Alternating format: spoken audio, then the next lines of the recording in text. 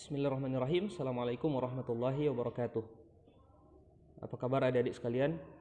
Pak Guru doakan semoga kita tetap dalam keadaan sehat walafiat. Amin ya rabbal alamin. Baik, ini pertemuan pertama untuk pelajaran Al-Quran Hadis. Nah, dan untuk pertemuan pertama ini sekedar perkenalan ya.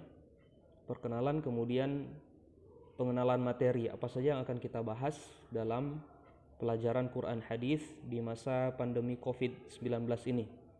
Dan kita juga berdoa semoga pandemi ini segera berakhir, segera diangkat oleh Allah Subhanahu wa taala. Amin ya rabbal alamin. Baik. Pertama-tama perkenalkan ya, saya Cendra Makalalag.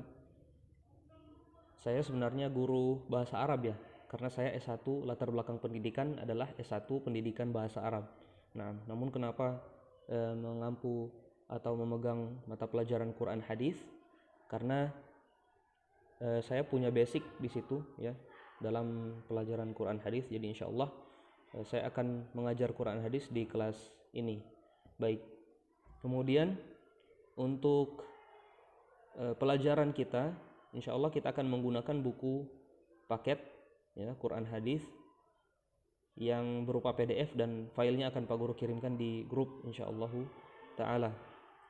Baik, untuk pertemuan pertama, coba lihat di layar, ini peta konsep untuk pertemuan pertama. Jadi bab 1 kita akan membahas tentang hakikat penciptaan manusia.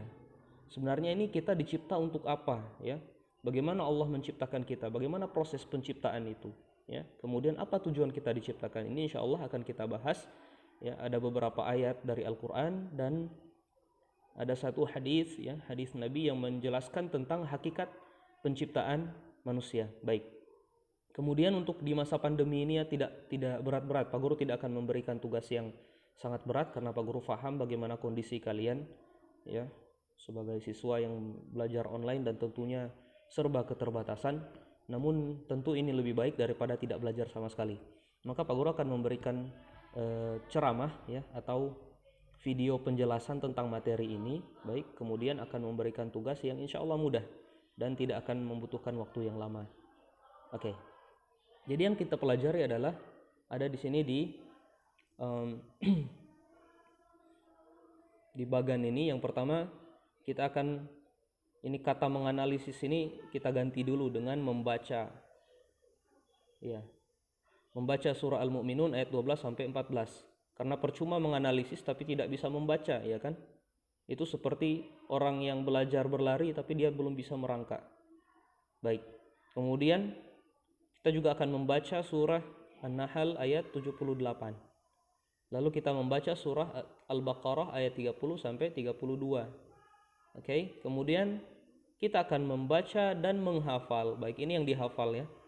Jadi karena dari 4 surat ini maka intinya terkumpul di dalam surah Az-Zariyat ya. Ini inti tujuan utama penciptaan manusia ya. Untuk apa kita diciptakan ada di sini di surah Az-Zariyat ayat 56.